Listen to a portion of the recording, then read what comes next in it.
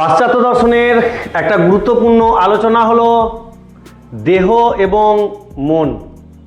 এই দেহ এবং মনকে কেন্দ্র করে পাশ্চাত্য দর্শনে বহু মতবাদ গড়ে উঠলেও প্রধান তিনটি মতবাদ পাশ্চাত্য দর্শনে গ্রহণযোগ্য এবং আলোচনার বিষয় হয়েছে। আজকে আমরা এই ভিডিওতে জানব কি সেই তিনটি দেহ এবং মন সম্পর্কে মতবাদ যা পাশ্চাত্য দর্শনের গুরুত্বপূর্ণ আলোচনার বিষয়। বুদ্ধিবাদী দার্শনিক ডেকার্ত, স্পিনোজা এবং লাইবনিজ এই তিনজনের দেহ এবং মন সম্পর্কে মতবাদ পাশ্চাত্য দর্শনে বিস্তারিত আলোচিত হয়ে থাকে।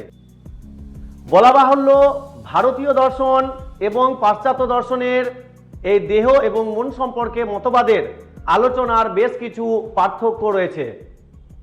যেমন প্রথমেই জেনে রাখা দরকার, পাশ্চাত্য দর্শনে সর্বাধিক তিনটে দ্রব্য স্বীকার করা হয়।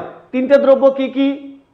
এক নম্বর হচ্ছে জড়দ্রব্য, দু নম্বরে হচ্ছে আত্মা বা মন এবং তিন নম্বরে হচ্ছে ঈশ্বর।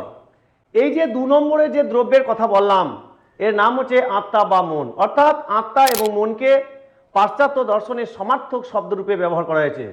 এখানে যাকে আত্মা বলা হয় সেখানেই মন বলা হয় এবং যাকে মন বলা হয় তাকেই আত্মা বলা হয়। কিন্তু ভারতীয় দর্শনে আত্মা একটা আলাদা টপিক, অর্থাৎ ভিন্নভাবে আলোচনা করা হয় এবং মন একটা ভিন্নভাবে আলোচনা করা হয়। আজকে আমরা এই ভিডিওতে ভারতীয় দর্শন সম্পর্কে এই আত্মা বা মন আলোচনা না করে আমরা আলোচনা করব পাশ্চাত্য দর্শনের অন্তর্গত বুদ্ধিবাদী দার্শনিক তথা ডেকার্ত, স্পিনোজা এবং লাইবনিজের মতে দেহ এবং আত্মা বা মন কি। দর্শনের সংজ্ঞায় দেহ বলতে কি বোঝানো হয়? পাঁচটা ভূত, অর্থাৎ ক্ষিতি, অপ, তেজ, মরুত এবং বোম, এই পঞ্চভূতের অণু এবং পরমাণু দ্বারা আমাদের মানব শরীর তথা সমগ্র পৃথিবীতে যত জীব আছে সবারই শরীর বা দেহ গঠিত হয় এবং এই পঞ্চভূতের দ্বারাই আমাদের দেহের বিনাশ ঘটে। নিশ্চয়ই তোমরা থাম্বনেলে লক্ষ্য করেছো, আমাদের আজকের এই ভিডিওর আলোচনার বিষয় হচ্ছে দেহ এবং মন সম্পর্কে সেই তিনজন দার্শনিকের মতবাদ। আমরা আমাদের পিপিটির মাধ্যমে সরাসরি দেখে নেব আমাদের বিষয়ভিত্তিক এবং পাঠ্য সিলেবাসের অন্তর্ভুক্ত এই তিনজন দেহ এবং মন সম্পর্কে কি বুঝিয়েছেন।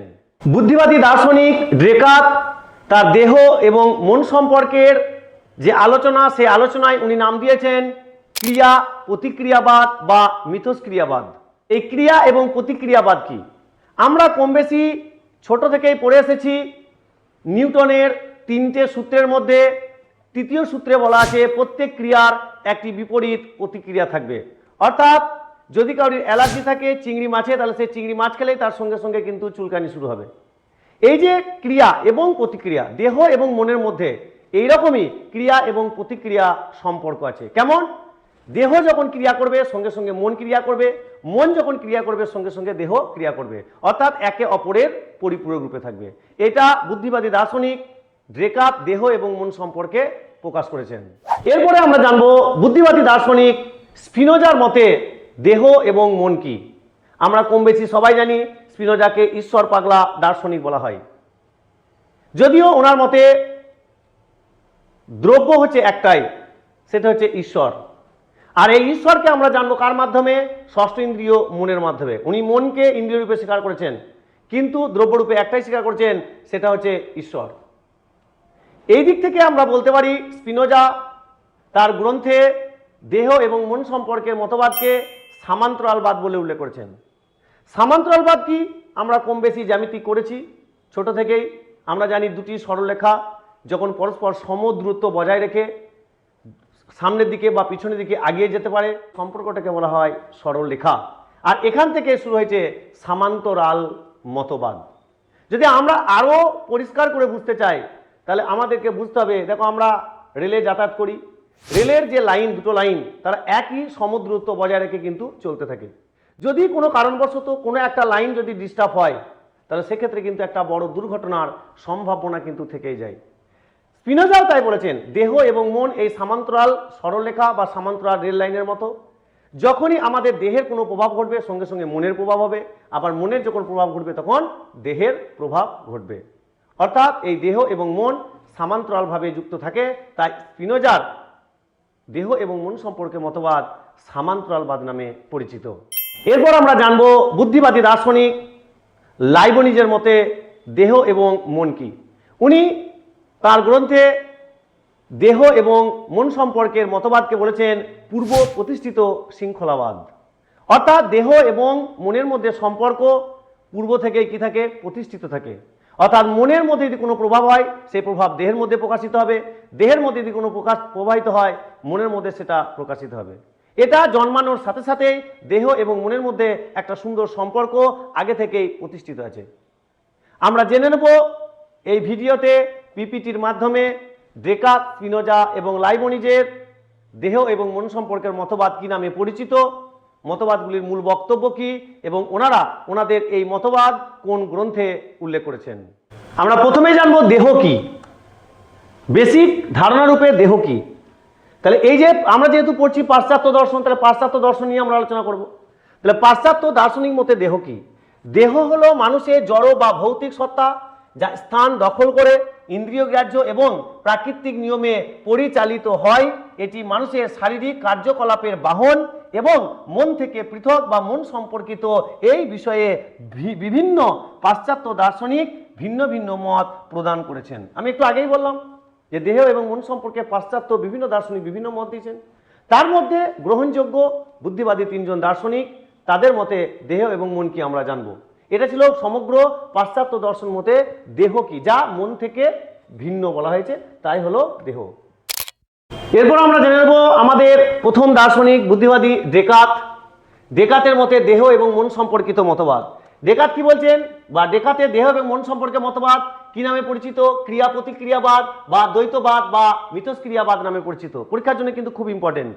পরীক্ষা এরকম আসতে পারে, ক্রিয়া প্রতিক্রিয়াবাদের প্রতিষ্ঠাতাকে, অথবা দ্বৈতবাদের প্রতিষ্ঠাতাকে, অথবা মিথস্ক্রিয়াবাদের প্রতিষ্ঠাতাকে দেহ এবং মন সম্পর্ক অবলম্বনে। নেক্সট দেখে নেবো আমাদের কি আছে, কয়েকটা মূল বক্তব্য। কি বলা হয়েছে এখানে? মন অর্থাৎ মাইন্ড হলো চেতন, চিন্তনশীল ও অবস্তুগত সত্তা। আর দেহ অর্থাৎ বডি হলো জড়, স্থান অধিকারকারী এবং বস্তুগত সত্তা। এক কথায় মন হচ্ছে চেতন সত্তা বিশিষ্ট আর দেহ হচ্ছে জড় সত্তা বিশিষ্ট। এরপর দেখে নেবো আমরা ওনার এই যে ক্রিয়া প্রতিক্রিয়াবাদ এবং দ্বৈতবাদ বা মিথস্ক্রিয়াবাদের মূল বক্তব্য কি। 1 নম্বর, মন দেহকে প্রভাবিত করে, আমি বললাম। আর 2 নম্বর হচ্ছে দেহ এবং মনকে প্রভাবিত করে। অর্থাৎ আমাদের যখন মন খারাপ হয়, মন খারাপের সাথে সাথে দেহ ঝিমিয়ে পড়ে, এবং আমাদের যখন দৈহিকভাবে কোনো কষ্ট পায় তখন আমাদের সঙ্গে সঙ্গে মনটাও খারাপ হয়, মনটাও কিন্তু ঝিমিয়ে পড়ে। এই যে মন এবং দেহকে প্রভাবিত করে এবং দেহ এবং মনকে প্রভাবিত করে, এর মূল বক্তব্যই হচ্ছে কি না ক্রিয়া প্রতিক্রিয়াবাদ বা দ্বৈতবাদ বা মিথস্ক্রিয়াবাদ। এরপর দেখে নেব গ্রন্থ। উনি তার এই দেহ এবং মন সম্পর্কের মতবাদ কোন গ্রন্থে বর্ণনা করেছেন।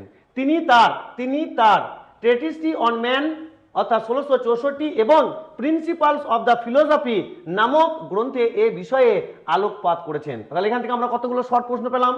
এক হচ্ছে ডেকার্তের দেহ এবং মন সম্পর্কে মতবাদ কি নামে পরিচিত? ক্রিয়া প্রতিক্রিয়াবাদ বা দ্বৈতবাদ বা মিথস্ক্রিয়াবাদ। এবং দেহ এবং মন সম্পর্কে মূল বক্তব্য কি? অর্থাৎ মন হলো চেতন, চিন্তনশীল এবং অবস্তুগত। অর্থাৎ ডেকার্তের মতে মন কি, এটা একটা প্রশ্ন। ডেকার্তের মতে দেহ কি, এটা একটা প্রশ্ন। এবং এই ক্রিয়া প্রতিক্রিয়াবাদের মূল বক্তব্য রূপে দুটো আছে, একটা মন দেহকে প্রভাবিত করে, দেহ ও মনকে প্রভাবিত করে। আর কি প্রশ্ন পেলাম, তিনি তার দেহ এবং মন সম্পর্কের মতবাদ দুটি গ্রন্থে উল্লেখ করেছেন, ট্রেটিসটি অন ম্যান এবং প্রিন্সিপাল অফ ফিলোসফি নামক দুটি গ্রন্থে দেহ এবং মন সম্পর্কে বর্ণনা করেছেন। এরপর দেখে নেব আমরা স্পিনোজা দেহ এবং মন সম্পর্কিত মতবাদ কি নামে পরিচিত? সামান্তরালবাদ বা একাত্মবাদ।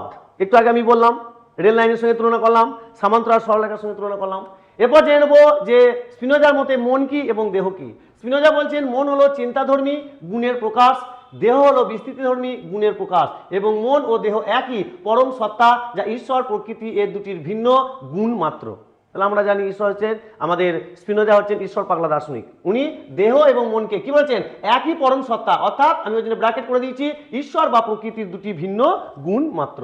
দেখে নেব এই সামান্তরালবাদের মূল বক্তব্য কি। বলছে মন ও দেহ একে অপরের কারণ নয়। বলছে না মন দেহের কারণ, না দেহ মনের কারণ।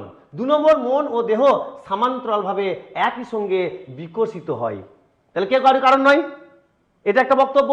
আর মন এবং দেহ হচ্ছে পরস্পর কি সমান্তরাল সরল রেখার মতো থাকে। নেক্সট দেখে নেব গ্রন্থ।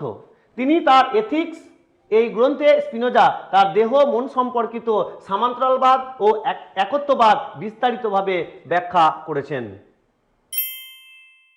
এরপরে আমরা আলোচনা করব আমাদের শেষ বুদ্ধিবাদী দার্শনিক লাইবনিজ। লাইবনিজের দেহ এবং মন সম্পর্কিত মতবাদ। উনি তার দেহ এবং মন সম্পর্কিত মতবাদকে কি নামে আলোচনা করেছেন? পূর্ব প্রতিষ্ঠিত শৃঙ্খলাবাদ।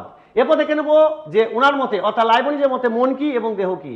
উনি মন বা মাইন্ড হলো, উনি মন বলতে বুঝিয়েছেন মাইন্ড হলো চেতন, চিন্তাশীল এবং আত্মিক সত্তা। দেখো তিনজনারই মন সম্পর্কিত বর্ণনা কিন্তু একই, যদি একটু ভালো করে লক্ষ্য করা যায়। দেহের ক্ষেত্রটা কিন্তু আলাদা। দেহ বা বডি হলো জড়, বিস্তৃত এবং ভৌত সত্তা। এরপর দেখে নেব এই পূর্ব প্রতিষ্ঠিত শৃঙ্খলাবাদের মূল বক্তব্য কি। 1 নম্বর, মন ও দেহ পরস্পরকে কোনোভাবেই প্রভাবিত করে না। পুরো ডেকার্তের উল্টো কথা বলছে। ডেকার্ত কি বলছিলেন? দেহ মনকে প্রভাবিত করে, মন দেহকে প্রভাবিত করে। কিন্তু পূর্ব প্রতিষ্ঠিত শৃঙ্খলাবাদ অর্থাৎ লাইবনিজ কি বলছেন? মন ও দেহ কেউ কাউকে অর্থাৎ পরস্পরকে কোনোভাবেই প্রভাবিত করে না। 2 নম্বর, মন ও দেহের মধ্যে ওই ঈশ্বর পূর্ব থেকেই সামঞ্জস্য স্থাপন করে রেখেছেন। আমি এটা ব্যাখ্যা করলাম যে জন্মানোর সাথে সাথে আমাদের দেহ এবং মনের মধ্যে একটা সুন্দর সম্পর্ক স্থাপন করে রেখেছেন পূর্বে থেকেই। ওই জন্য উনি দেহ এবং মনকে পূর্ব প্রতিষ্ঠিত শৃঙ্খলাবাদ বলে বর্ণনা করেছেন। এরপর দেখে নেব আমরা উনি তার কোন গ্রন্থে তার দেহ এবং মন সম্পর্কে বর্ণনা করেছেন। তিনি তার মোনাডোলজি এবং ডিসকোর্স অন দ্য মেটাফিজিক্স গ্রন্থে দেহ এবং মন সম্পর্কিত পুনর্নির্ধারিত সামঞ্জস্যবাদের ব্যাখ্যা করেছেন। আপাতত এই ছিল আজকে আমাদের ক্লাস, দেহ এবং মন সম্পর্কে বুদ্ধিবাদী দার্শনিক ডেকার্ত, স্পিনোজা এবং লাইবনিজের মতবাদ। যদি তোমাদের ভিডিও হেল্পফুল বলে মনে হয় এবং এরকম শিক্ষণীয় ভিডিও তোমরা পেতে চাও তাহলে অবশ্যই এই আইএসপি তুফান খাদিম চ্যানেলকে সাবস্ক্রাইব করে রাখো। আজকের মতো এই পর্যন্ত, আবার দেখা হবে পরের ভিডিওতে।